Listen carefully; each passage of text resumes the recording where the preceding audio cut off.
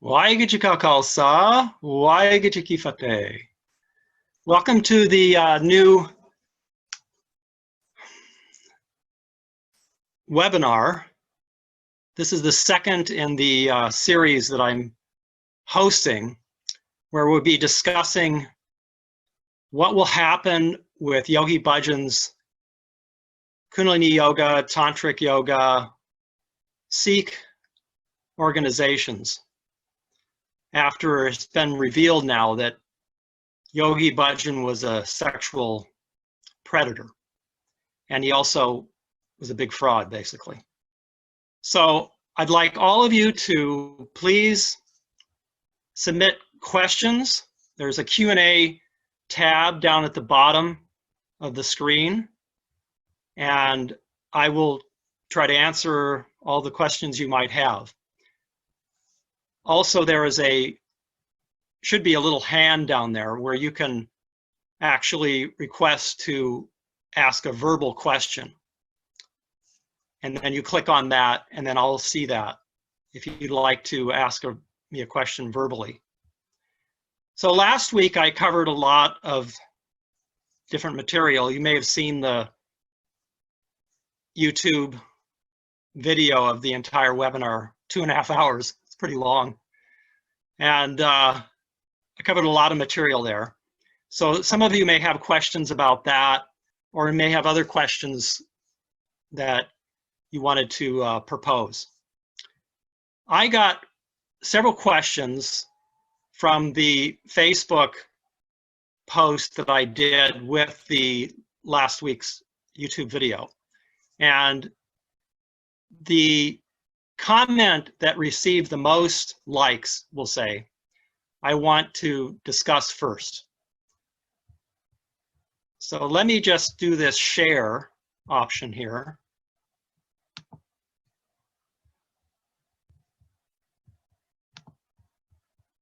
And you can see the comment.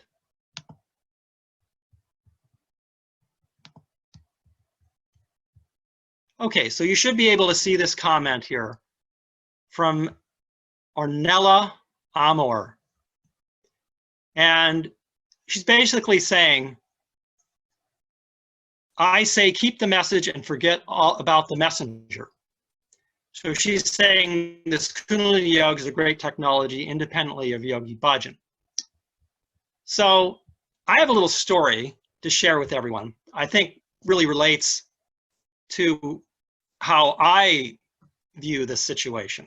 And I've heard this from many yoga students that feel that you separate the technology and you don't throw the baby out with the bathwater is another argument. So the story I have is a true story, and it involves Yogi Bhajan's right-hand man, this Gursant Singh. He called himself the chief of protocol. Evidently, Yogi Bhajan had assigned him that, quote, duty. And you can see him here on the right with Yogi Bhajan here. Yogi Bhajan's wearing this fur coat here. And Gursant was around Yogi Bhajan for almost all the time. And I knew Gursant very well. In fact, I worked for him in the toner boiler room in Los Angeles. And notoriously, Gursant was eventually charged with in a field of schemes. And so he has a record of fraud, we'll put it that way. And you can see Yogi Bhajan here at Jerry's jewelry shop there in Beverly Hills. This was in the 1990s. I used to do security there. And like I said, I knew Gursant pretty well. So here again is Gursant with Yogi Bhajan. There's a lot of pictures with him.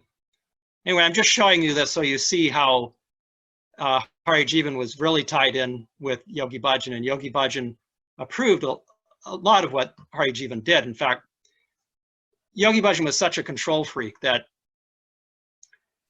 everything Gursant did was orchestrated by Yogi Bhajan, including this toner boiler room and these this gem toner boiler room that was eventually closed by the Federal Trade Commission. And Hari Jivan, along with several of the other people there, were charged with in this field of schemes. I had left Los Angeles by this time that happened. And here am I and Hari Jivan together, interestingly, in 1982, when I tried to get in the US Army, tried to enlist in the US Army as a Sikh with uncut hair and a dastar turban. And Hari Jivan accompanied me there to this press conference.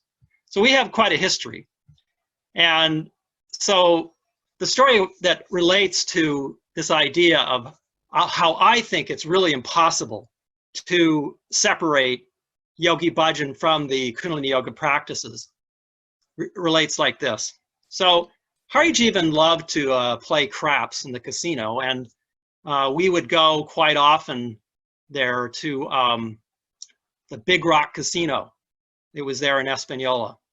And so Hari Jivan would literally dump thousands of dollars gambling there. He had many vices, we'll put it that way. And Yogi Bhajan, I would say he approved of this behavior. Anyway, so before we go to the casino, we would stop at a pizza parlor. And Hari Jivan would buy a pepperoni pizza. And for any of you who don't know what a pepperoni pizza is, the pepperoni are chunks of pork that are spiced. And then what Hari Jivan would do would be he would take this pepperoni off the pizza. And, you know, this is really disgusting for a vegetarian like myself, and others would be around it. But, you know, he told me, so, oh, it doesn't, you know, you still keep the flavor of the pepperoni on there. You take the pepperoni off. That was his rationalization, we'll say, for keeping, taking the pepperoni off and then keeping the taste in there. Well, I believe this is a good analogy. You can't take Yogi Bhajan out of the Kundalini Yoga and expect that this stink or this toxin of this pepperoni is going to stay in the Kundalini Yoga. It's going to stay there no matter what you do. And you can see, like in this pepperoni pizza, you can see how the pepperoni is really embedded in the cheese and in the crust and everything. And it's the same way with this Kundalini Yoga that Yogi Bhajan taught. If you try to take Yogi Bhajan out of the Kundalini Yoga teachings, you're just going to end up with a toxic pizza. That's basically what it amounts to. I can't think of any other way to describe it. The whole Kundalini Yoga organization, the teacher training, everything is filled with all of these lies. The kriyas and the mantras that Yogi Bhajan made up are all filled this Yogi Bhajan philosophy, this teachings of Yogi Bhajan. It's this toxic pepperoni, if you will, that is embedded into the Kundalini Yoga. And so I think it really has to be completely gone. And if you take out all of Yogi Bhajan's teachings, all the mantras and everything, basically you're just left with some basic yoga exercises. And I think it would be best if people just forget about all of the Yogi Bhajan stuff. That's my feeling, and I don't think there's a way to separate it. So let's stop this share and see if there's any questions yet. No questions yet. So a little bit more about this idea that people have of separating the Kundalini Yoga from Yogi Bhajan.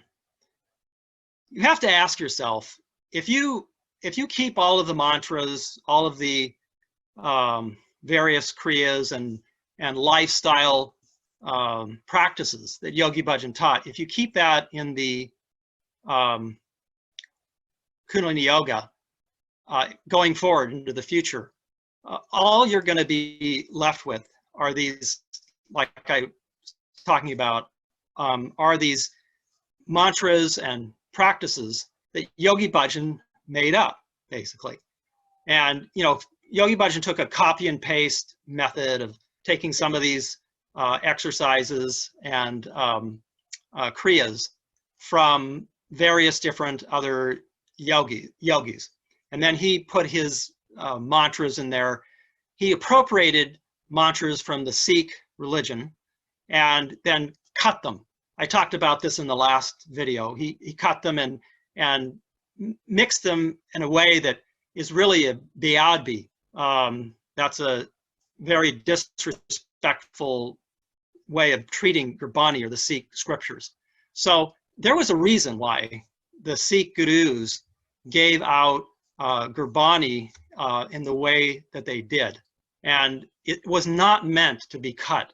It was not meant to be made into Kachabani as Yogi Bhajan did by splicing it in with these Kundalini Yoga exercises. Yogi Bhajan really sacrilegiously used these sacred Sikh scriptures and mantras in a way that was not meant to be.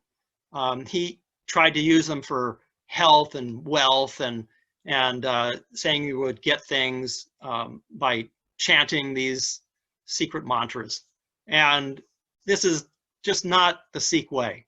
The Sikh way is that we have devotional worship of God and Waheguru, and it is only by Waheguru's grace that things come to us. It is only out of love that we recite Gurbani.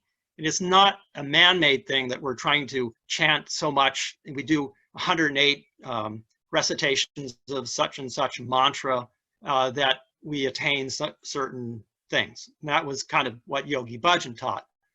And this is not the Sikh way. So again, my feeling and my observation from the 30 years that I was with Yogi Bhajan and now the 10 or so years that I've been outside of 3HO and been involved with traditional Sikhi is that it all really has to go. You can't keep something in the Kundalini Yoga that is toxic, like these Yogi Bhajan mantras and these teachings. It just really has to go. You also have to ask yourself, and this was an interesting point that someone else made that I read about, how if these people who are close to Yogi Bhajan had been practicing this, what Yogi Bhajan called the yoga of awareness, then why weren't they aware of Yogi Bhajan being such a fraud and such a sexual predator? Some of these people had been around for 40, 45 years and doing Kundalini Yoga consistently, doing this practice. And I sure don't see anybody liberated or completely aware. To me, they don't seem like they have any kind of perception or knowledge or wisdom, for that matter, about things. It just seems like a real money-making operation, the whole thing. So you have to ask yourself, what good is it really? And if people spend waste a lot of their time in just doing these exercises, for what? You know, that's the whole question. If you just want, you know, physical fitness, I think there are better ways to get good physical fitness. Going out and run or doing calisthenics, weightlifting, whatever, that kind of thing. Personally, I like to walk a lot and breathe the fresh air. This is really good. And, you know, I think that really, if one is to be healthy, exercise is certainly important. But I don't think Kundalini Yoga and this Tantric Yoga of Yogi Bhajan was the way to go. So let's look at some questions here.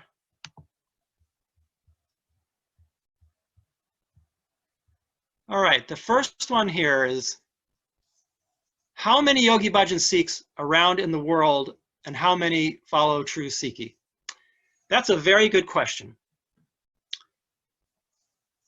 I would say there are several, maybe 2,000 or 3,000 at the most, that are wearing Sikh dastar or turban and not cutting their hair. And this is in terms of people that would call themselves Sikhs. Most of them do not wear a kirpan and don't follow all 5Ks or do their banis. That's my observation. When I was in 3HO, I was never taught about the Sikrat Maryada or the proper Sikh code of conduct. So one can argue that there are really very, very few that are following the SRM in Yogi Bhajan's group. In fact, I can count the number of people who left Yogi Bhajan's group on one hand. Just a couple I know who have remained Sikhs. So that shows you that most of the people who are in Yogi Bhajan's group came there because of the Kundalini Yoga and not because of Sikhi. And this is a real problem, because now that Yogi Bhajan has been found to be a sexual predator and all these things are coming out about his frauds, people are leaving the group and then cutting their hair and taking off their dastars, their turbans. So this is a real concern. I talked about this in the last video about how we might be able to help people and in this transition period. My wife and I are going to be moving down there to Espanola, where the headquarters are, and I have a house down there. So I'm hoping that I'll be able to talk and discuss these changes with people there and have some really good open discussions. And I'm inviting other Sikhs who would like to come there and engage in these discussions as well, because it's going to be a difficult time for a lot of these people who are in real shock about Yogi Bhajan's abuses and his frauds. It's not like we haven't been telling them for the last 10 years or so since I've been out talking about it on the internet. Okay. Let me read this next question here. Okay, so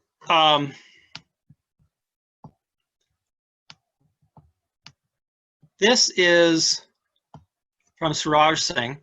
It is clear that when we talk about taking goodness in someone and leave away the badness in some person, this does not mean it is a right thing to do always. We have to focus on the fact that the methods used by Yogi were used in a very evil way to his own personal greed and lust. This has hurt sentiments of Sikhs and Sikhism in a very hurtful way. By just taking his methods under the umbrella of the name Sikhism does not mean we are being any efficient or productive. This just adds on to the fuel in the fire. We cannot consider leadership qualities of Hitler as the source of inspiration. A partial poisonous fruit cannot be eaten from one side. The poisonous fruit has to be cut from the roots itself. I agree. You really have to change the whole organization, get rid of the yoga. Everything has got to go that had any kind of attachment to Yogi Bhajan. I just don't understand how people can think that Yogi Bhajan would have given out these mantras and these kriyas that wouldn't have made people like himself. There's just so much evidence that Yogi Bhajan was a corrupt person who was just after power, money, and sex. I spent 30 years around him, and I'm ashamed that I didn't stand up to him more. But as time went on, I just saw how corrupt he was, but in business and in lifestyle and everything. So when all of these accusations came out, these allegations and accounts of him abusing even 4-year-old children, I wasn't that surprised, although it was shocking to hear some of these really horrific stories when I read about them. The last video, I talked about a lot of the business dealings I had with Yogi Bhajan and how corrupt he was. Just very, very manipulative. That's another point about his yoga. I believe that Yogi Bhajan did this yoga as a trance-inducing practice, where he would get people into a trance by doing this heavy breath of fire and having these layouts where he would do these gong meditations and really put people into a trance. I think, honestly, that a lot of these hardcore Yogi Bhajan followers are still in a trance. They believe that Yogi Bhajan will be with them more after he's dead than when he was alive. So it's really a very difficult situation, we'll say, and I really encourage people to help in this transition.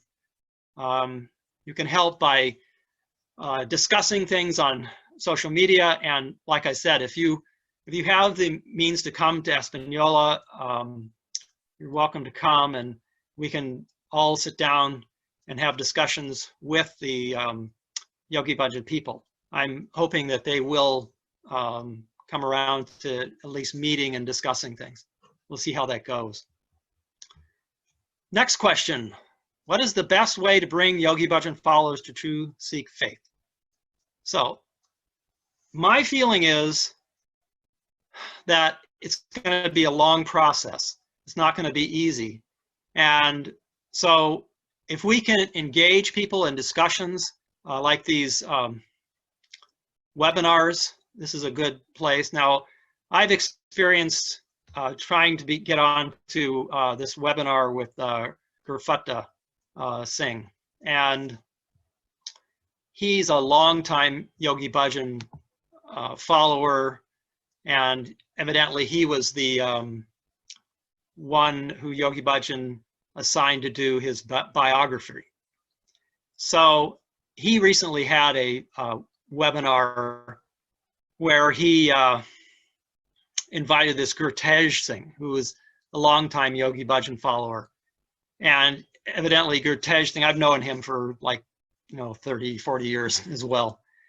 He would not answer questions. Gursant Singh canceled my appointment or my registration, we'll say, at this webinar. And I had a specific question that I wanted to ask Gursant Singh about the lawsuit that was brought against Yogi Bhajan in the mid-1980s. So that brings me to this point. I'd like to play for you the statement that Pamela Dyson's attorney, she was known as Premka then, she sued Yogi Bhajan in the 1987 for abuse, both physically and financially. And so Yogi Bhajan was subpoenaed and ordered by the court to come testify in this case. And the attorney for Pamela and the other person who was involved in the lawsuit that was suing Yogi Bhajan was this Kate Feld. And she had sued Yogi Bhajan for rape and some other really heinous crimes.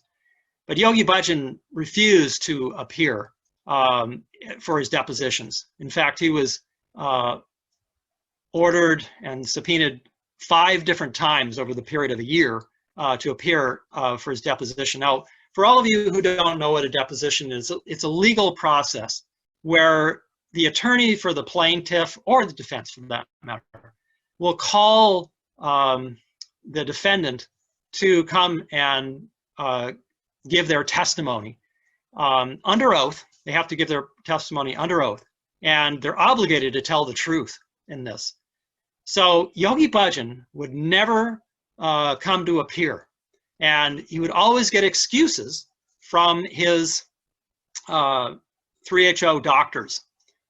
So every time that he was subpoenaed, he would get one of these excuses. Now, interestingly enough, I was on security in the 1987-88 period.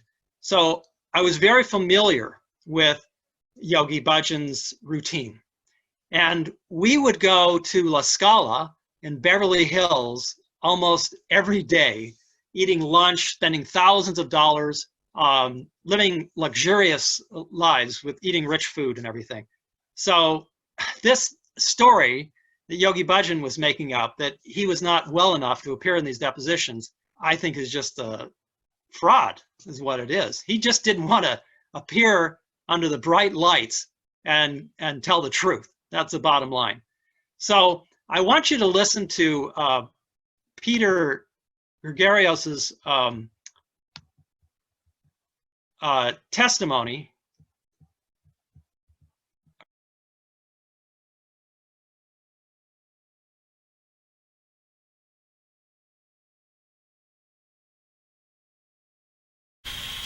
Some need to fight in order to keep the faithful interested. One of the big challenges of being a cult leader, it seems, is always having some dramatic thing going on to keep everybody stirred up. Another big reason is that management, and when I use the term management, I mean the chief Mahuff and his close circle of lieutenants who actually run the group. Management cannot be perceived as being less than invincible or less than invulnerable. If you bring the big yogi in and sit him down in the deposition room and force him to answer your questions and cross-examine him when he lies to you, and you catch him in lies, the mere fact that he has to respond to your notice and the mere fact that he has to be there is evidence that he does not make the world turn. And that's a political problem. I never was able to get Yogi Bhajan into a deposition in a year and a half of litigation. Every time he came up for deposition, he would have one of his followers who was a medical doctor write him a medical excuse. And the judge let him get away with that 5 times. So that he couldn't come and testify because that would be answering to another authority. Not my authority, it would be the authority of the court, but in the group it would be perceived as my authority. And now there's some question about who the chief Mahuff really is. So they fight you for that reason. The ones who leave under no circumstances can be seen to prevail. One of the things I've learned about at least those groups that I worked with is when you leave, you're defamed. He's going to die now. He's left the protection, the spiritual protection of the guru, so he's going to be reincarnated as a cockroach, or the negative energy is going to get you now that you're out in the world, or the devil will occupy you. I'm just going down the list. You will no longer realize your full potential, and you'll be unhappy the rest of your life. Those are 4 of the ones I can think of. Well, that kind of all goes to hell if the person recovers a big money judgment against the group and walks away with cash. All of a sudden, they are powerful, and they have succeeded, and you see them in court, and they're no longer ash and gray, and they're wearing nice clothes, and people are shaking hands, and everybody's smiling. Well, management has a real problem with that. The litigation is a serious threat to their internal control. So they fight you for non-economic reasons, and that makes it hard on a lawyer. Throughout all of this, you're going to hear money talked about.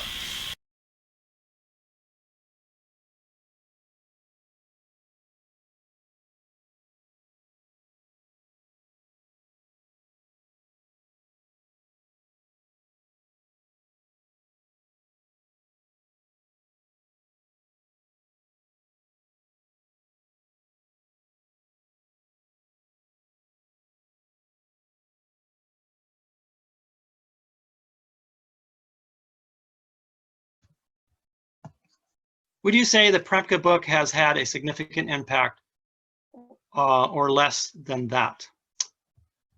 Yes, I definitely think it's had an impact. I've been following the developments there with the Premka book and how people have been reacting to it. I was really disappointed this week, actually, when Pamela blocked me on Facebook. And what happened in this whole situation is that evidently some of the Yogi Bhajan followers accused me of creating a fake profile, if you will, on Facebook, and then posting some fake account of being abused by one of Yogi Bhajan's counselors. This was really, how do you say, very disturbing to me, how I was accused of fraud. And they knew that I didn't do this, because what happened was the person who actually did post the account being abused by, or not abused, but given, I guess, wrong advice. I'm not sure exactly. I can redo the post, but that person had created a new profile. So they assumed that I had fraudulently made up this profile and then created this whole story in order to badmouth, in order to slander, if you will, or put down the 3H organization. And so when this was revealed that it wasn't me, that it was actually somebody new to the group and new to Facebook, then they did not ever apologize to me. They just put a note up there saying, we thought it was Gursant Singh lying about this and creating these lies in order to destroy 3HL and things like that. So when I confronted this Susan Jordan about this, she really wrote me a hostile letter from this new premkamemoir.com website. And I was just very disturbed by her reaction. And then I wrote Pamela, and I put a comment under her new Pamela or Premka memoir post on her personal Facebook page, saying, hey, what's happening with this? I've been accused wrongly, and they knew that I was accused wrongly, this Susan Jordan and these other Yogi Bhajan followers. There was a Japakar involved in it, who was evidently the assistant to this Shanti Shantikar, who had been accused of this mistreatment, I guess it was, by this woman. I said to Pamela, I said, what's going on here? I think I owe an apology. She blocked me and deleted the comment. So let me show you this. I have screenshots of all of it. And I know that there have been many other Sikhs that have been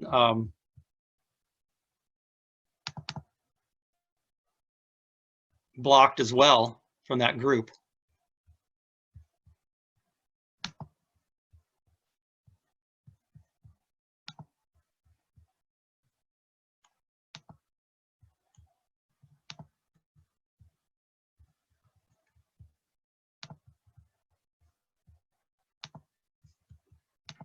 I'm getting better at this. Okay. Okay, so here's the book, Premka, and then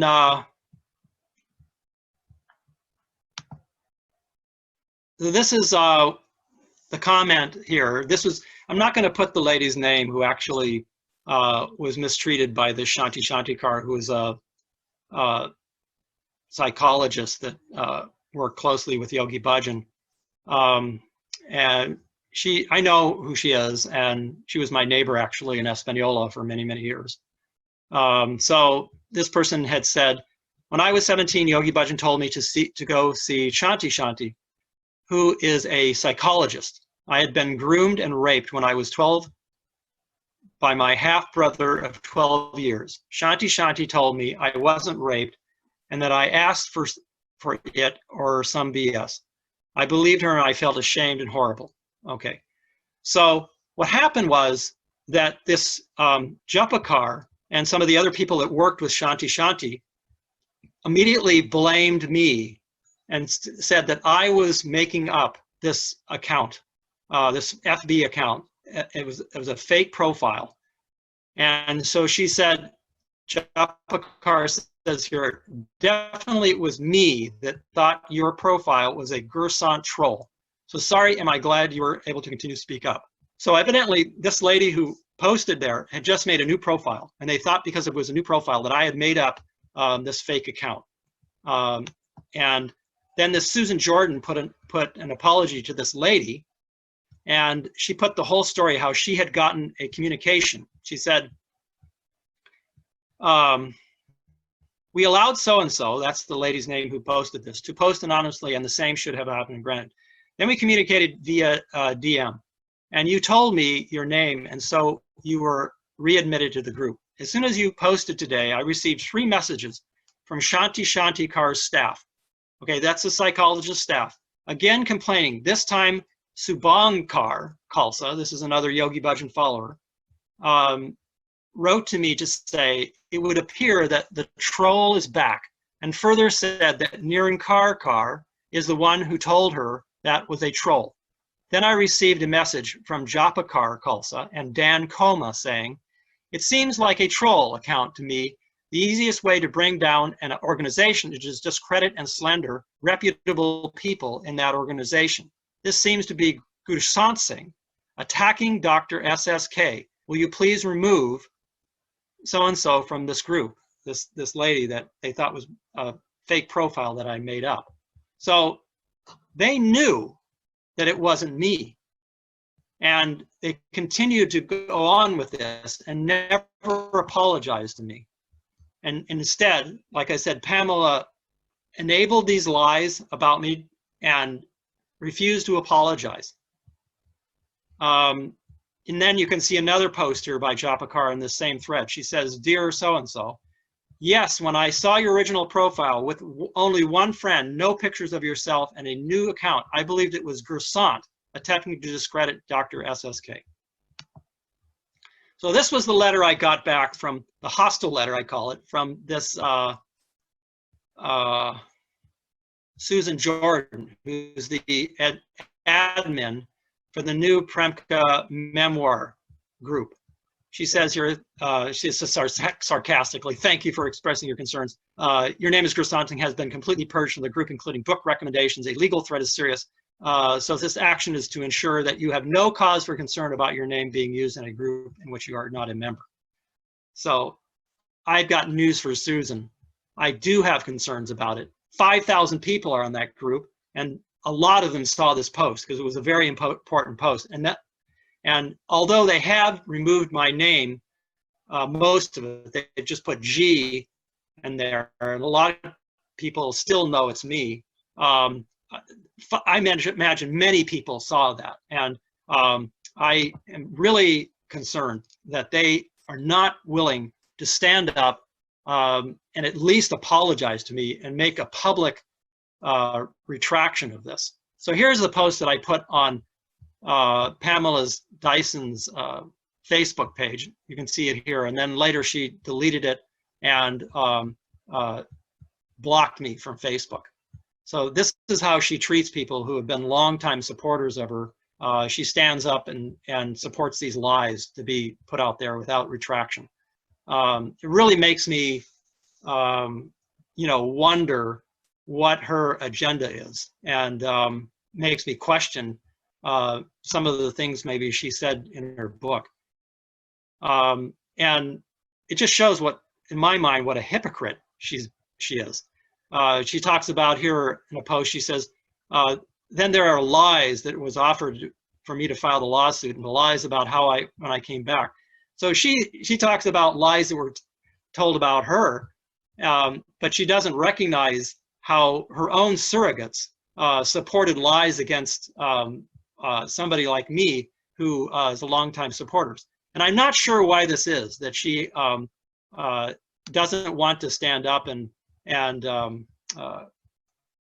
acknowledge that these were lies and give me a public apology. I think it's probably because I've remained a Sikh. That's kind of my feeling. And she's really against organized religion and against Sikhi. That's just my personal opinion. Now, I just want to point out while we're on this subject that Pamela is not the only one, and these other Yogi Bhajan followers who have been supporting lies against me. This Gursant Singh, who's the CEO of SikhNet, a couple of years ago, he posted this on Facebook thread. It says, "Total lies that Gursant spreads. He is paid to spread this nonsense." And so as a result of this and some other posts by Gursant, I filed a lawsuit against him for defamation. And it's right now, it's in the courts and proceeding. I want to point out that this Japakar also 3 years ago made a comment on one of Gursant's posts where he defamed me, Gursant defamed me, and they have, the Yogi Bhajan people have this strategy, if you will, to tag people that are critical of Yogi Bhajan as being paid by perceived enemies of Yogi Bhajan to tell these accounts about Yogi Bhajan's corruption and about the corruption of 3HO and the un-Sikh-like activities of 3HO. When in fact, I am not being paid by anybody. I am just doing this because I want the truth to come out, and I feel very strongly that I have a unique position where I was in 3HO for 30 years and I observed a lot of this fraud that Yogi Bhajan committed and the other people around him. So I just want the truth to be out there, and I want this to change. I don't want people to get sucked up into this cult. This is a Siri Kartar also who commented there, and they say, I think that that's Gursant Singh, has been paid to do it. I felt for a long time he's not doing it alone, but that some people from India use him for their own agenda, etc. And then this Japakar has also commented down here, supporting Gursant and his defamatory post. And you can see who liked this thing about me being paid. Japakar and some other of the Yogi Bhajan hardcore followers. And then Gursant had liked this Japakar's post here as well. So they all work hand in glove together. I really think there's a conspiracy where they're trying to discredit anybody who talks about Yogi Bhajan or who criticizes Yogi Bhajan or criticizes their organization. And here's a little article. It was in the New Mexican last summer about the lawsuit that I filed against Gursant. So you can see that. So let's look at some other questions here.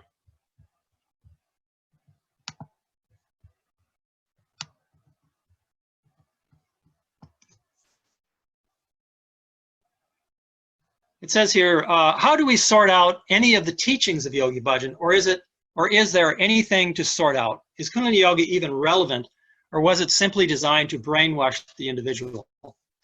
Well, this is a really good question. I just think it's not worth salvaging this Kundalini Yoga, to be honest. There are many other yogas that don't involve mantras. You can do I don't know, Ashtanga yoga or things like this that just involve physical exercises mostly, I believe. Like I said, I'm not real familiar with yoga. It's not a big thing for me, but you certainly can't keep this Kundalini Yoga of Yogi Bhajan's and expect to move forward. He has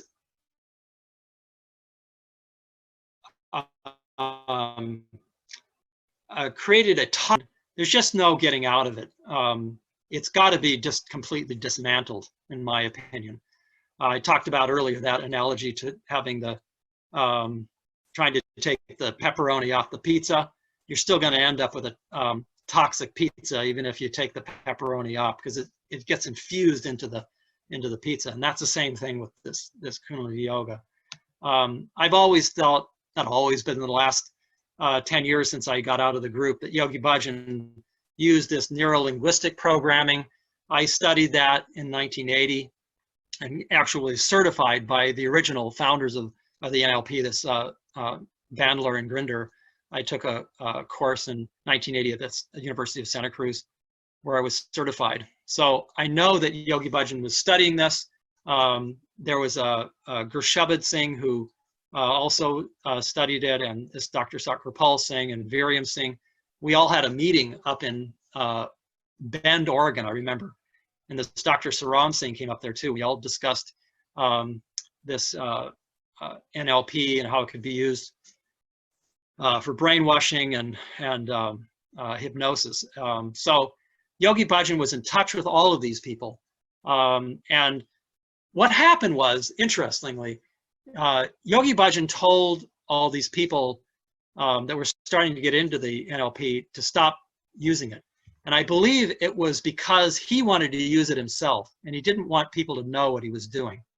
So this Gursant Singh left the 3HL and started doing his own thing, and it sort of died out, the interest in it, because Yogi Bhajan said not to do it. And, you know, we always followed what Yogi Bhajan said and did. And let's see. It says, why do they block those who oppose Yogi Bhajan in Premka's Facebook group? They still seem Yogi Bhajan aligned. Well, yeah, this is the point I was trying to make earlier, showing how now this administrator of the Premka group has blocked me and many other Sikhs as well. And we start talking about Sikh values and principles, and they don't want that. It shows me that they are, a lot of them, just still hippies at heart, if you will. They don't want to follow rules. They don't want to look at the truth, really. And unfortunately, it's sad. It really is. But I guess that's what, you know, Pamela got interested in the Yogi Bhajan from the start, was because he catered to this idea that you could just kind of have this hippie mentality. And, you know, I really had questions too when I first read the book about how Yogi Bhajan had, you know, Pamela talks about how Yogi Bhajan had touched her breast and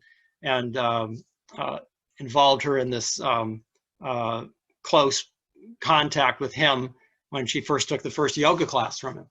And, you know, any decent woman would have just hit the guy if he tried something like that. But she went along with it and let him do it.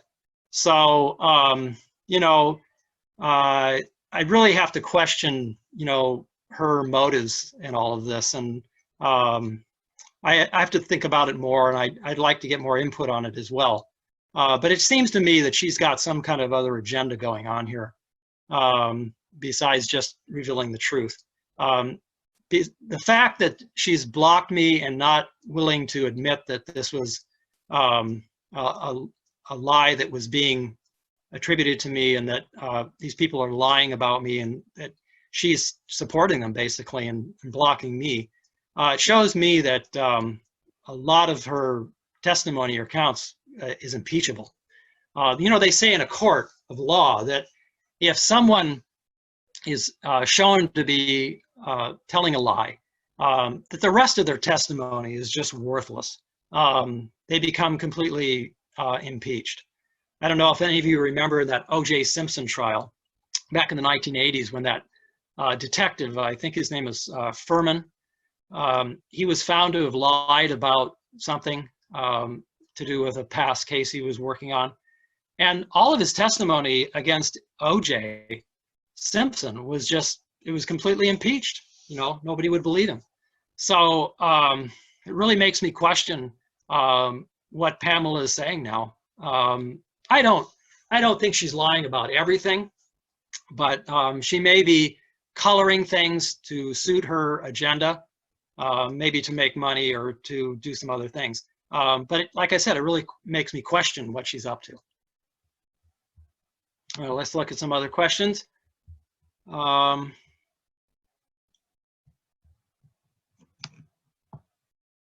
Okay, so Michael asks, what is her agenda, Pamela? I just kind of talked about that a little bit. We'll see.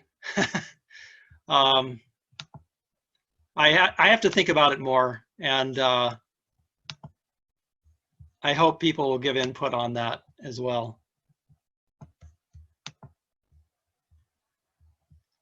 Maybe people can indicate if you wanted to ask a verbal question, if you're seeing that little hand in the screen there down at the bottom, it would be down here at the bottom with the Q&A polls and things like that. If any of you feel like asking a verbal question, it'd be nice to try this. Feel free to click that if you would like to ask a verbal question. I've never tried that yet, so it might be interesting to try that. So let's look at some more pictures. I think that's interesting to look at some pictures here, get some ideas. Now, talked last week about some of the things that need to change down there in Espanola. And let's just run through some of these pictures.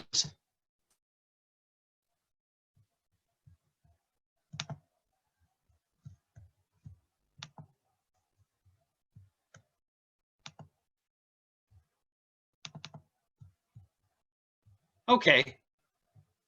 It looks like we've got the Espanola Gurdwara, and you can see there's fencing all up around it, and it's not open. My wife and I visited there, I would think it was a year or so ago, and everything was locked up, just as tight as a drum. You couldn't get in to see Guru Sahib. They keep this Baba Sri Chand idol in this little pagoda here. We'll look pictures of that later. That needs to all go. There's some other murtis and idols there. This is where the SikhNet headquarters are, and the other Sikh Dharma International headquarters are. Big gate there. They've, you know, this needs to be more open. When I visited there before, and also when I was living there, they never had anybody attending to Guru Sahib, even though Guru Sahib was in Prakash. And this is not good. We need to have a full-time Granti there attending Guru Sahib and then greeting people who will want Guru Sahib Ji's darshan. So you can see here, they call it a mandir. I don't know if you can see the writing here. Siddhi Maha Akal Mandir. That's on the arch that's just outside the Gurdwara. And of course, everybody knows that a mandir is a Hindu temple. It's not a Sikh Gurdwara. And then you can see this murti about Baba Sri Chand that all needs to go. So these are all things that are practical nature that need to change. Again, that red arrow points to that golden murti of Sri Chand. And you can see where people have been putting coins there. So, you know, if you put a murti there, people are going to bow to it. That's the bottom line. Because what else do people do with a murti? You know, so it needs to go, you know. There was a good analogy Sikh had posted several years back where they talked about this. And he said, well, if you give somebody a baseball bat, what are they going to do? They're going to go play baseball. There's another shot of that. You can see here they worship there. This is over at the ranch, the Yogi Bhajan ranch there. and the Yogi Bhajan people are worshiping there, this Murti. There's about, I think there's about 3 of these around all over that general campus, if you will, of Yogi Bhajan people. There was somebody bowing there to it. All this needs to just go. Now, I think there needs to be some oversight committee that takes over all of the 3HO Gurdwaras. Maybe something like the World Sikh Council, or maybe even the Occult Tucket takes over the 3HO Gurdwaras and has all take all of these un-Sikh-like things down. Like they've got this Yogi Bhajan Tantric Yoga painting there, and this Gurdwara there in Espanola. That all needs to go. And then here's another shot of that. Yogi Bhajan's tantric photo there. It's not something that has to change, this worshiping Yogi Bhajan and meditating on his picture. It's pretty weird, and it just needs to stop. Let's see if there's any other questions here.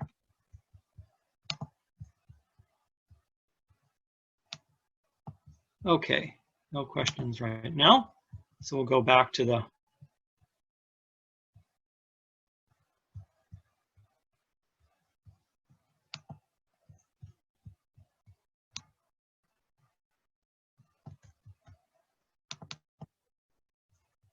I'm getting better at this.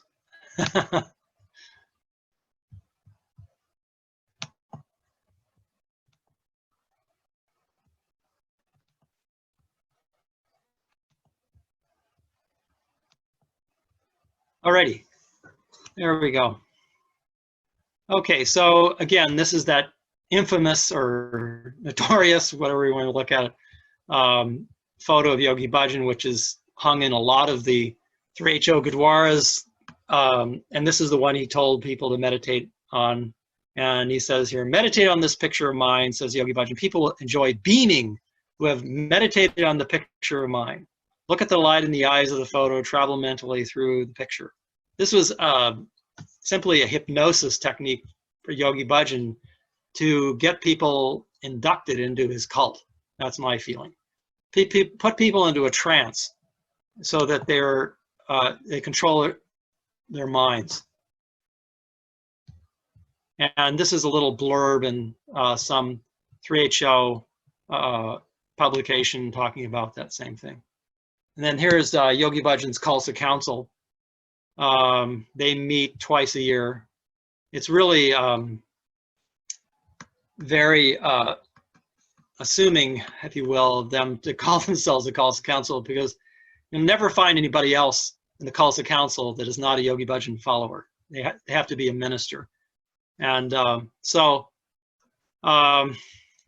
they, like I said, they meet twice a year. Hopefully a lot of this will change. Now, here is something that was just appalling to me when I saw it.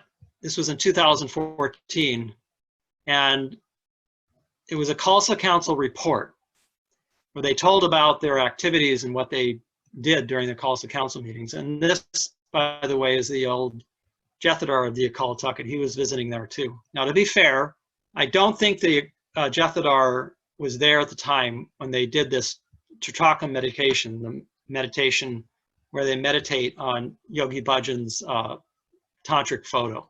I think he'd already left the Jethadar by that time. So the Khalsa Council audaciously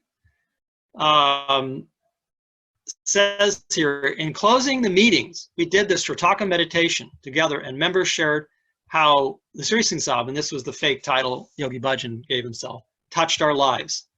And this is just completely beyond the pale. It's just awful. How instead of closing their meetings with an ardas, they meditate on Yogi Bhajan's photo. This has just got to go. There's just no excuse for it. Just appalling. So this is another photo that probably a lot of you have seen, where they're meditating and doing yoga inside the bar of Siddhi Guru Granth Sahib Ji. It looks like Siddhi Guru Granth Sahib Ji is in Prakash there, I'm not sure. But even if it isn't, this is not correct behavior to be concentrating on yoga rather than concentrating on Waheguru and concentrating on Gurbani in the presence of Siddhi Guru Granth Sahib. And this woman here is sitting on a yoga mat that has Ek Onkar inscribed in it, and this is very disrespectful, Beadbi as well. These are all things that need to change. So this is the Aquarian sadhana that the Yogi Bhajan people notoriously do, and it involves a Hindu mantra, and they do this yoga inside, again, inside the Darbar of Siddhi Guru Granth Sahib Ji. And this has to stop. This is done in the ambrosial hours when it should be reserved for doing pot, 5 banis. Now, to be fair, they do Japji Sahib, but when I was there, hardly anybody showed up for that. Maybe 2 or 3 people. And then most of the people come for the yoga. They come for the yoga in the morning, and then they do these mantras that Yogi Bhajan made up. He cut Gurbani and then spliced it in with other things that he made up. It's just a real mishmash of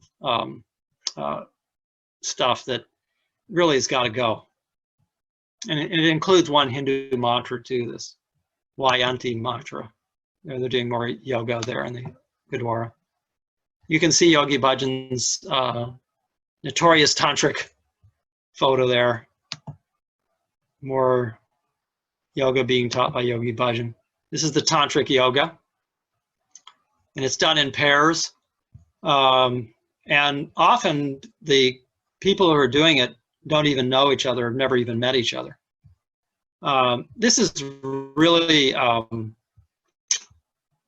think, disturbing for Sikhs and people who hold religious values. That someone here, obviously this woman here is dresses like a Sikh anyway, wears a Sikh dastar, is touching and doing this tantric yoga with somebody who's she probably doesn't even know. This was the kind of thing Yogi Bhajan taught. And here you can see these people here engaging in some physical contact. It was probably not taught as part of the Tantric Yoga, but it's still something that would be accepted, I guess, in the environment that was created there. This was an advertisement that was done back in the 70s for this Tantric Yoga.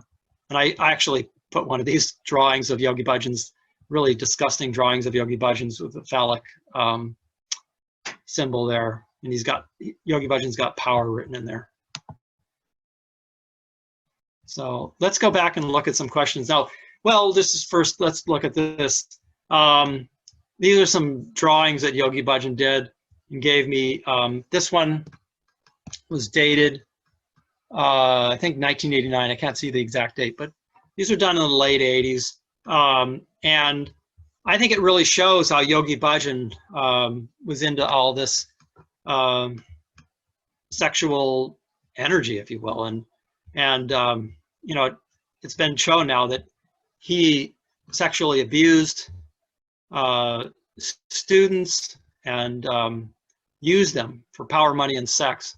And it really comes out in his drawings here. Really disgusting drawings. Now, this is what's called a sea cucumber. And Yogi Bhajan would have me go to the downtown LA Chinese market. This was in the early 80s when I was doing errands for him and for this secretariat, if you will. And this sea cucumber was considered, or still is considered, an aphrodisiac by the Chinese medicine community. I don't believe it, but Yogi Bhajan believed it. And so he had me go down and buy these from time to time at the Chinese market. And presumably he ate them. I never actually saw him eat one, but why would he have me buy them if he wasn't eating them? And you have to ask yourself, for somebody who is supposed to be celibate, why is he eating these and trying to become more sexually virile? I guess the story about this is that this sea cucumber has a unique ability to squirt this fluid here out, and it is similar to how semen is ejected. So that's why the Chinese consider it to be a aphrodisiac. And here are more of these disgusting drawings by Yogi Bhajan. They put them all in this book called A Game of Love, and it should have been called A Game of Lust. You can see here how this was labeled power by Yogi Bhajan here as well.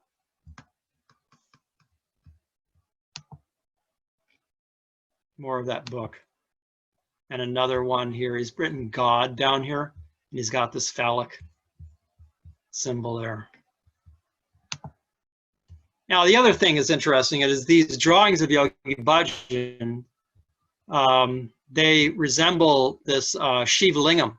And you can see here this famous poster yogi of 3HOs, this Gurmukhkar. She's got a tika on her forehead, this eye of Shiva, and she's worshiping here with this Swami here, this Shiva Lingam. All this has got to stop.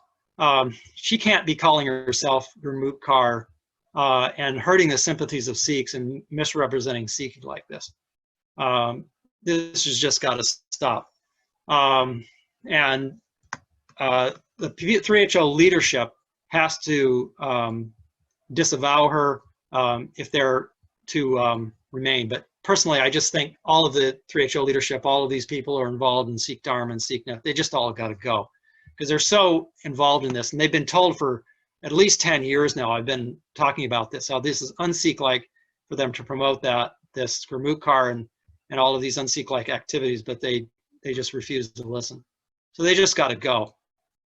And I think that the only way is for yoga students to stop taking yoga classes and for Sikhs to stop donating to SikhNet and the other 3HO organizations. I think that's really the way that they're going to get the message.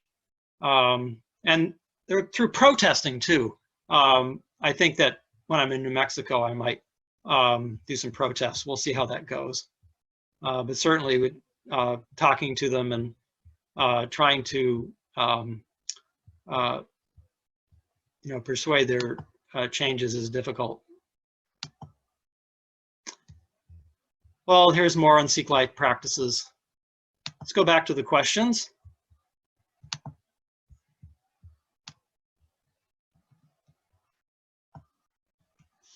All right, so Doreen says, I am so glad I hadn't yet paid for training of YB teachings. However, my heart is broken regarding the depth of perception to all who followed him.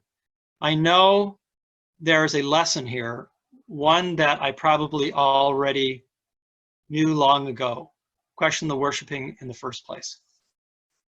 Yeah, I agree with you. I think that there's definitely a lesson to be learned, and I'm sorry about your disappointment in the being able to take the training, but it's good at least you didn't spend the money. A lot of people are out thousands and thousands of dollars, tens of thousands of dollars taking this training. KRI had this training that would go levels 1, 2, 3 and unto infinity. So they just keep collecting the money. So I think some of those people are looking into maybe filing lawsuits to get their money back. We'll see how that goes.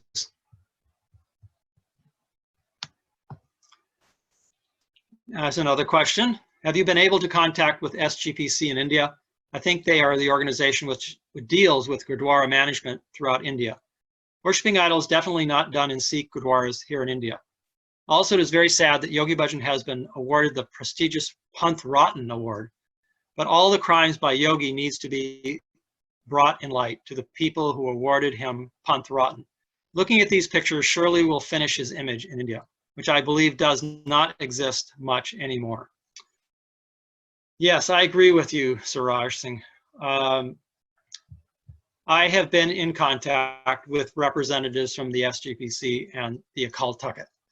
In fact, I'm working with somebody now who has very good connections there. And we're trying to make these changes and to get the picture of Yogi Bhajan, that it's a painting actually of Yogi Bhajan in the main Sikh museum, taken down. And we want to reveal that Yogi Bhajan was a complete fraud, that he wasn't a Sikh that was deserving of this Panth Ratan Award, which is only given very rarely. I think it should definitely be taken away, and any kind of awards or titles that were given to Yogi Bhajan should be completely taken away. So let's look at a few more photos here.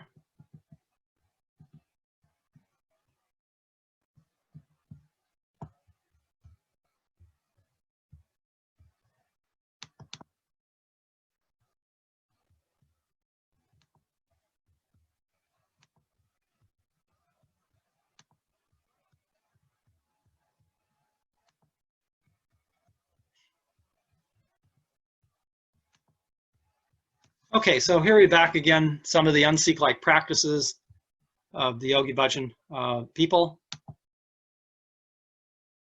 And here's Yogi Bhajan himself doing a fire homa puja. This is worshiping the Hindu god for fire, Agni. I think that's what it is. And you can see here how Yogi Bhajan example has created this environment where this Gurmukhar has felt it's okay to go to this Pramatya Kirtan Hindu ashram there in Rishikesh, and she has brought here a couple to be married by this Swami and worshiping again this Hindu fire god. It's really a shame and very disturbing how she led these people to this. And they're wearing this eye of Shiva, you can see. And this all needs to stop. This all needs to be exposed so that it doesn't happen in the future. They do this dancing there in the Darbar of Sri Guru Granth Sahib Ji at the summer solstice. I think probably some of you have seen this after their Tantric Yoga. And these are all things that need to change. You can see some of these people have taken off their the stars and dancing wildly there. They keep the Sri Guru Granth Sahib Ji just behind this thin plastic garage door here, if you will. And they're doing a Kampots in there continuously during the summer solstice. I participated in this many times when I was there, and so I know. When I was reading from Sri Guru Granth Sahib Ji, it was very difficult to hear myself or to hear others that were reading in the Akampot. The wild dancing outside and all the commotion and loud music was very distracting, and this needs to change. It's just really unacceptable. This whole thing about them giving out spiritual names and Sikh names needs to stop. They use numerology to do this, ask for they say, please make a contribution of at least $40 per name. So it's not like a mild request. They really lay it on here, and they say, doing so serves to confirm your appreciation of the value of your spiritual name and supports the spiritual names office to continue. They make thousands of dollars off of this, from what I understand. I know some of the on the inside had told me, Gursant, they make thousands of dollars off of this every month. They sell these spiritual name destiny cards, showing your destiny based on your numerology, which is an occult practice, which is forbidden in Sikhi. Part of the Sikh Maharata says that to not use astrology or this occult practice to try to divine or predict the future or predict what your destiny will be. This is all forbidden in Sikhi. You can see here how they ask for the date of birth and their name and everything.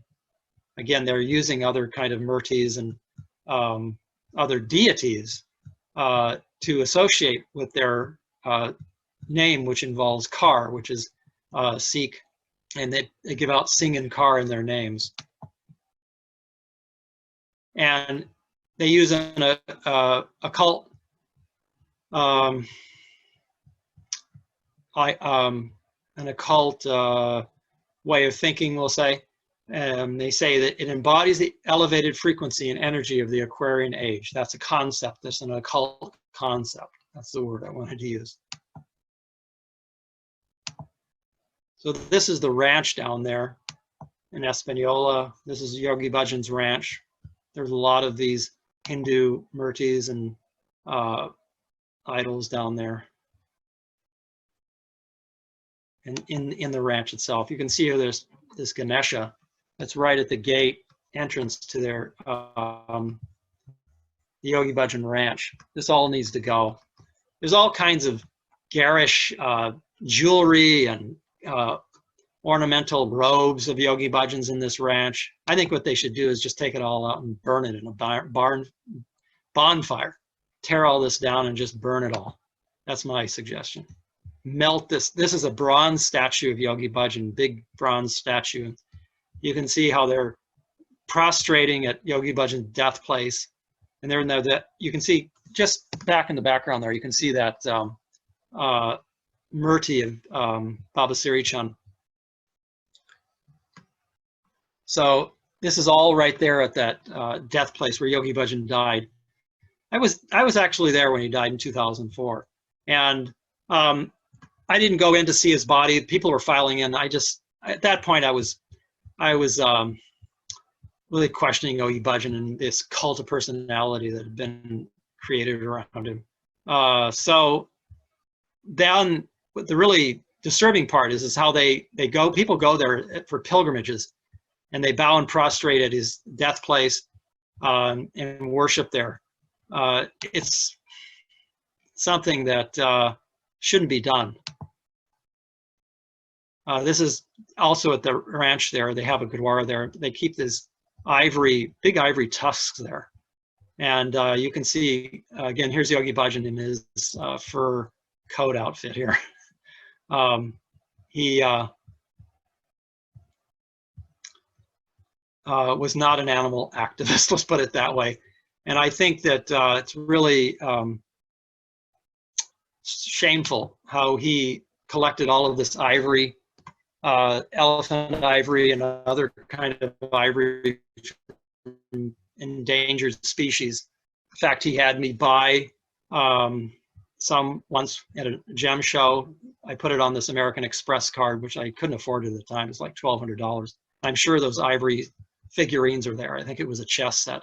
They should just take this all out and burn it and show solidarity for endangered species. Here are all the luxurious Rolls Royces and other Mercedes that Yogi Bhajan had. And now you can see here how the Yogi Bhajan people, they worship here at Yogi Bhajan's death place. And you can see how they keep Yogi Bhajan's photo there, and then Baba Siri Chand there. This is right at his dome where he died. And you can see a shot, a zoom out of that shot. This is Gursant Singh, who's the CIO of SikhNet. We'll talk more about him later. And then that's the dome there. And you can see how they worship there. Guru Gobind Singh told us not to do this. It's really a shame to do this. Let's go back to some of the other questions.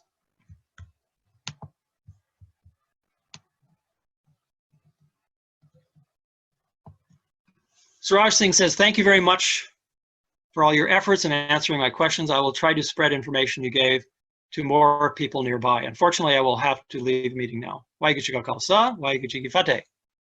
Thank you, Suraj Singh. So Fernie says, okay, so what is next? How is this transition or whatever going to be end?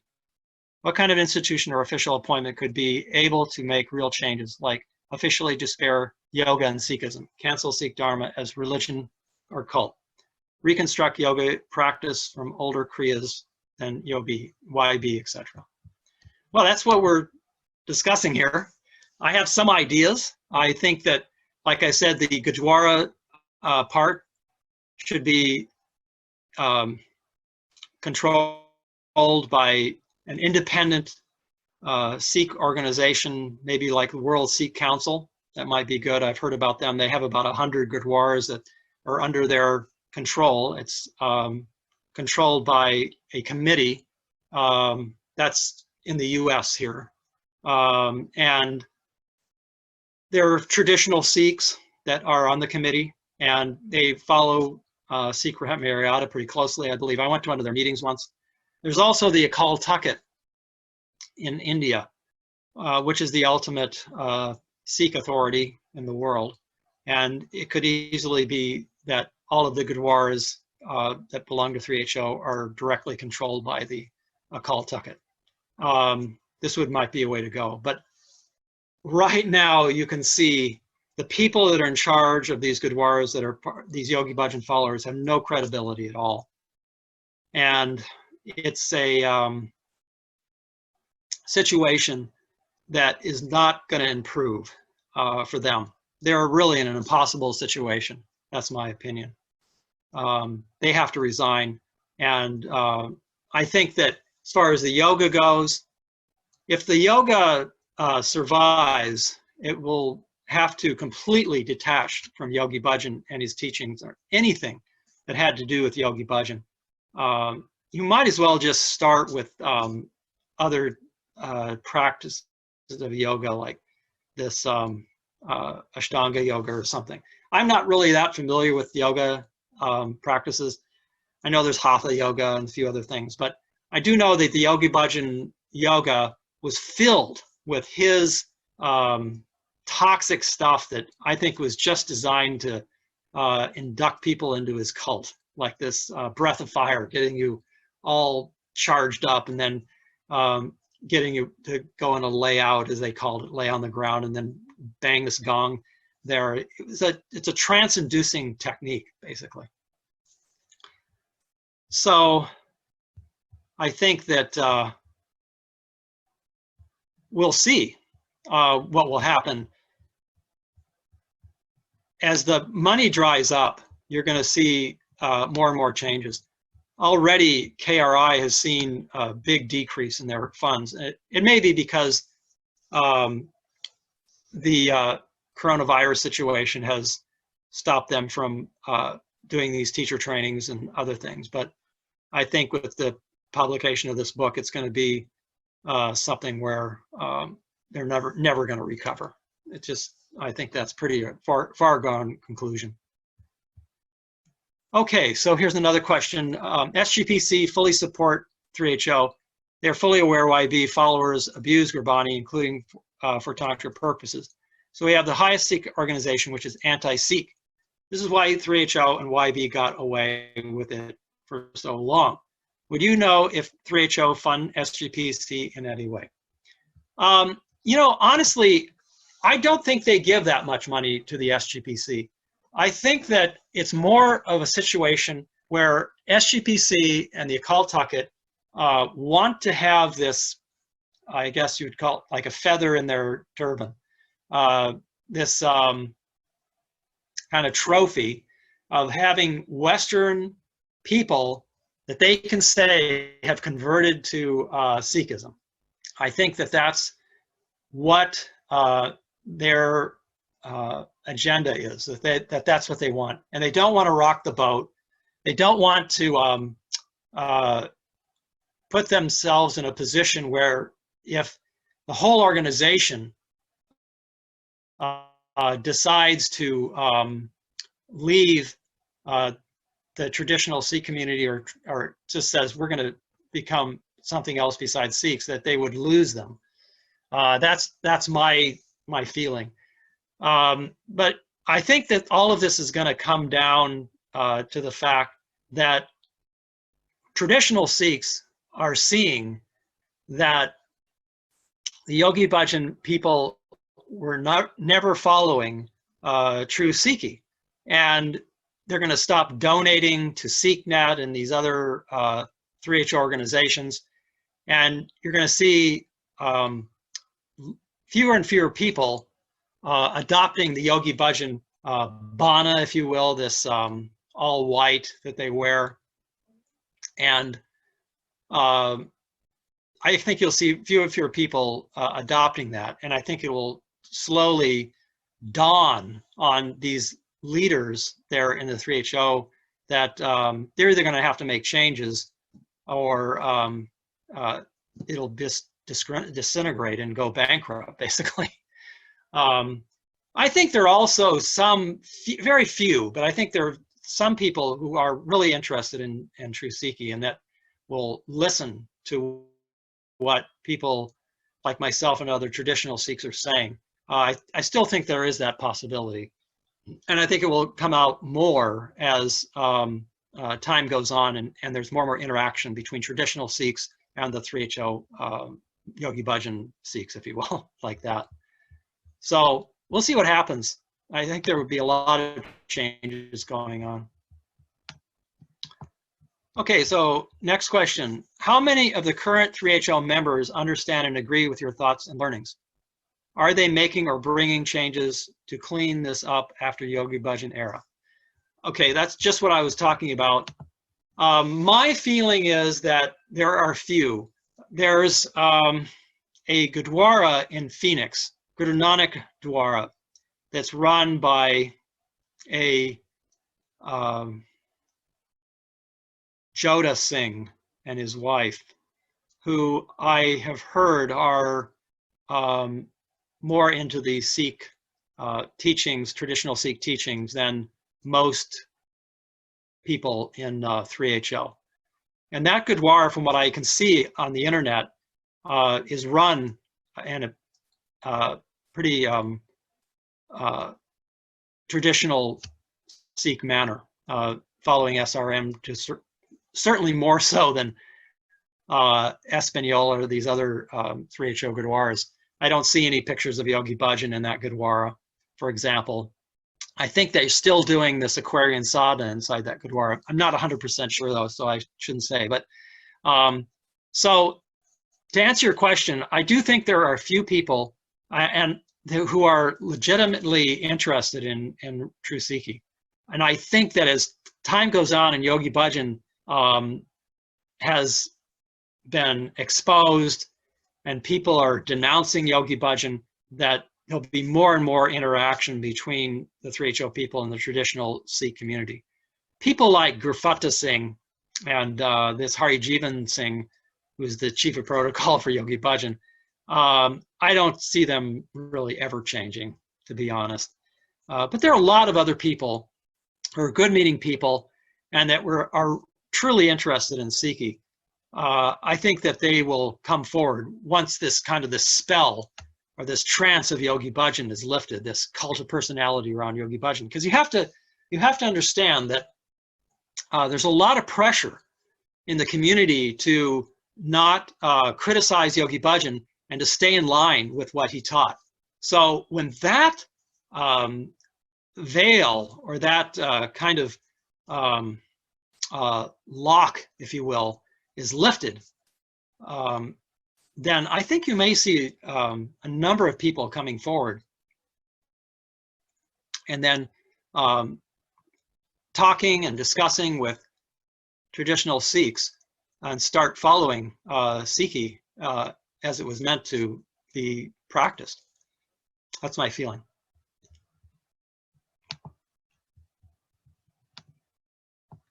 Okay, so I don't see any other questions here right now. And just check something here.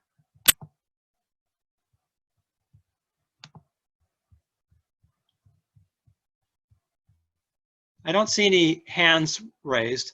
So just a reminder, if anybody would like to ask a verbal question, there should be a little hand down here to click on, down at the bottom of the screen, where if you want to ask a verbal question, you can just click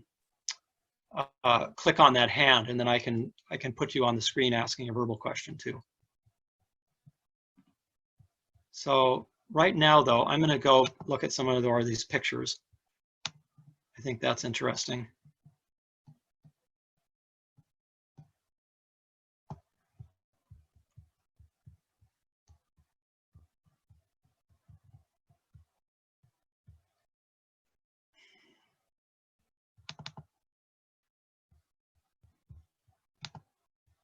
Just a minute here, and I'll.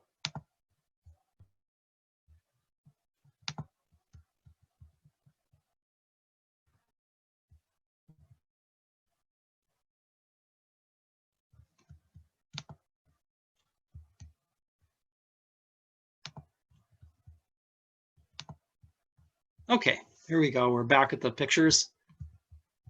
All right, so as I explained, this is Gursant Singh here, and we're going to talk a little bit more about him, how he's a very hardcore follower of Yogi Bhajan, we'll say, hardcore loyalist, cult follower, and I think he's really under Yogi Bhajan's trance. Okay, so doesn't seem like I'm able to.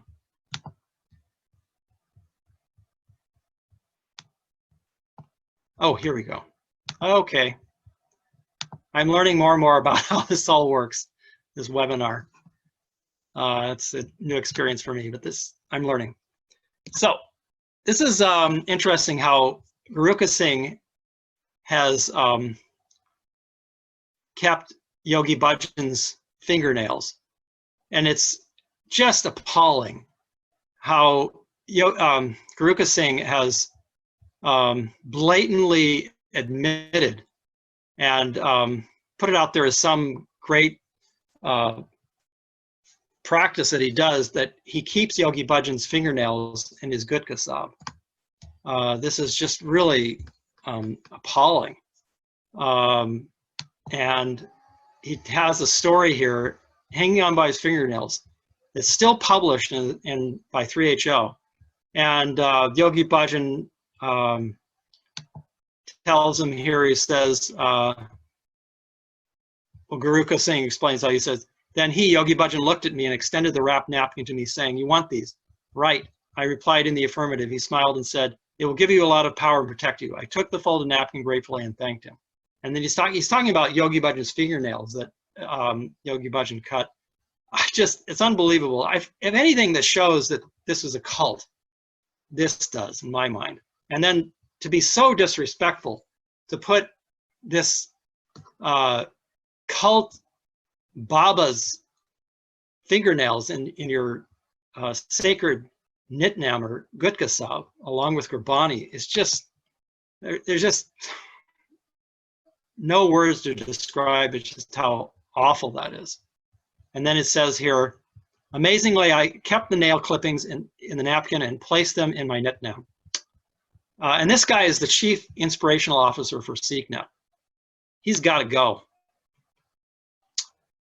Okay, so I talked about this property that I've got here in New Mexico, and how it would make a nice place maybe for a Sikh mission.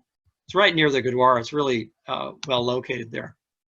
You can see here, if you come up Highway 84 285 and turn right on Highway 106, the one piece of property is right here and the other is right across from it. And there's a really nice driveway here that has access in the property. And then this is the access road here. that goes off into 84-285. So it's really well located, where we could have some kind of Sikh mission or some kind of Sikh museum or something for the survivors of Yogi Bhajan's abuse, maybe something like that. You can see here, this is outlined in red. This is a county assessor's map. This is some plans, temporary plans or beginning plans I had made with a planner in Santa Fe. And again, here is the ranch and all that. Ranch and then all the different headquarters. So it's very nearby there. All right, let's try to wrap this up now. And any final questions, please ask them. We'll be doing this webinar again next week as well. And I hope that you will invite your friends. I'll try to make a video of this, although unfortunately I noticed that part of the recording was missing here. It had gotten paused somehow. I made a mistake somewhere along the line there. So next Friday, same time, it's 6 p.m. UK time. And if there's another time that works for other people, just let me know. And I'll just see how many people would like to maybe have a different time. If it works for you, I'll try to accommodate that. Looks like we got another question here.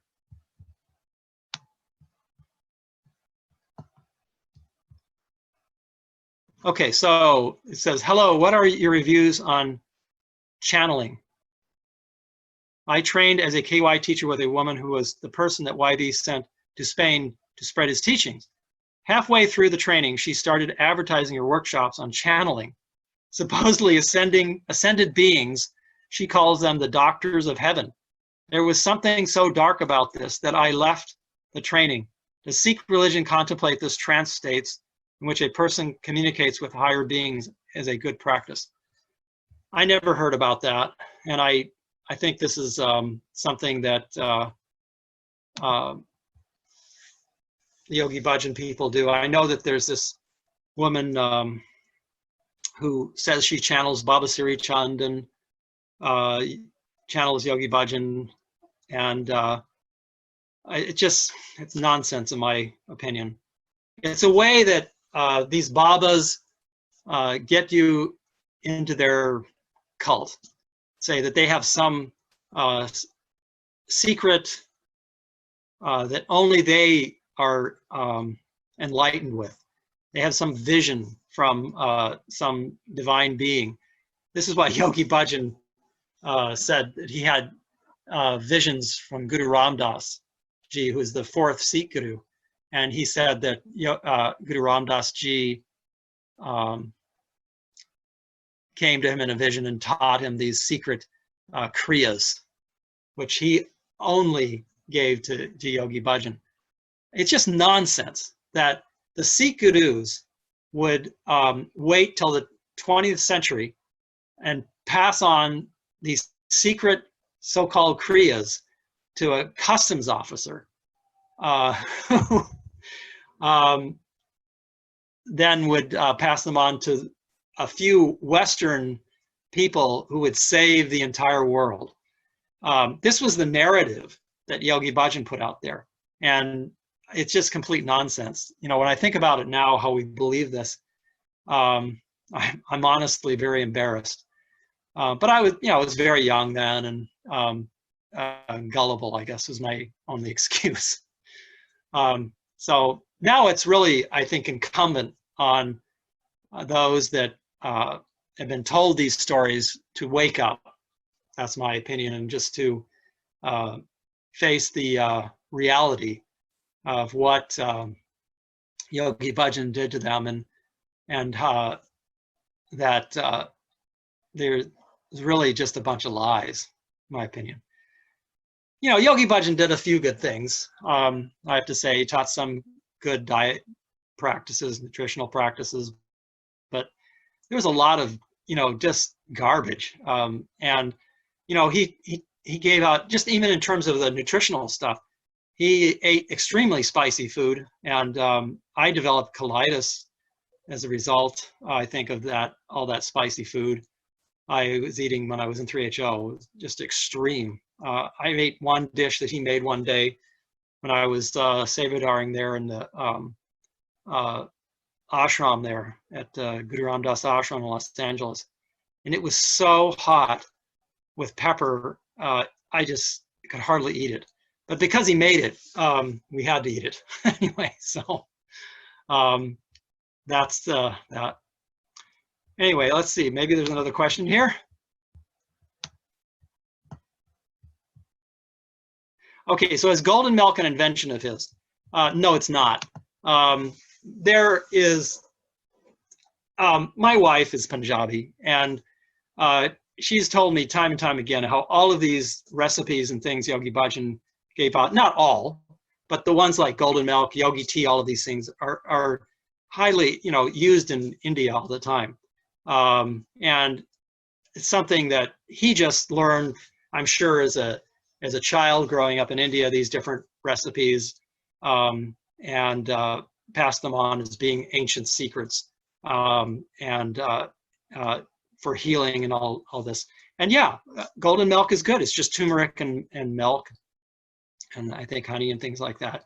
But these kind of things are very common in India. I spent 2 years in India under what I call country arrest. I was arrested there on false charges. And so one thing I really learned there was that there are 10,000 Yogi Bhajans over there. And so it was a real wake-up call for me. And I saw that a lot of these things are just very common. Things like this spiced yogi tea, they didn't call it yogi tea, but this spiced tea, they use ginger and cloves and cinnamon in there, and the other ingredients that is part of this yogi tea. But Yogi Bhajan was very clever. He was able to package this, and he was, I have to hand it to him, he was a very clever businessman. And he set up a lot of these businesses that make millions of dollars now, but not before he did this off of the virtual slave labor of his students. I was kind of after the time that people were working for almost no money at all in these Golden Temple restaurants and that. So I didn't really experience it so much, but there were times in the 70s when people were working for almost no money at all and to help support Yogi Bhajan's organization. Now, I will say that I gave Yogi Bhajan once $5,000 in cash, which he asked me for, and I just gave it to him in an envelope. My business was doing pretty well then, and he asked me for $5,000 in cash, which I gave to him. I worked in this toner boiler room for many years, and that profits from that went to pay for the expensive lunches and all of that. Hari Jivan, this Hari Jivan Senior, he would take him out, spend thousands of dollars on lunches and jewelry and all of this, just thousands of dollars, just a really lavish lifestyle that Yogi Bhajan lived at the expense of his students. All right, looks like we got another question here.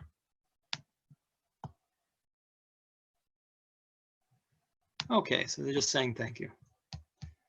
Okay, well, thanks for your time very much. And again, we'll have another one of these webinars next Friday evening. And please, everybody, stay safe and healthy. And if you have any other further questions you wanted to email me with, I believe you have that capability with the Zoom service there. You can email me. I'll put also my email in the description to the YouTube video that I make as a result of this webinar. Thank you for your time. YB Khalsa, YB Fateh.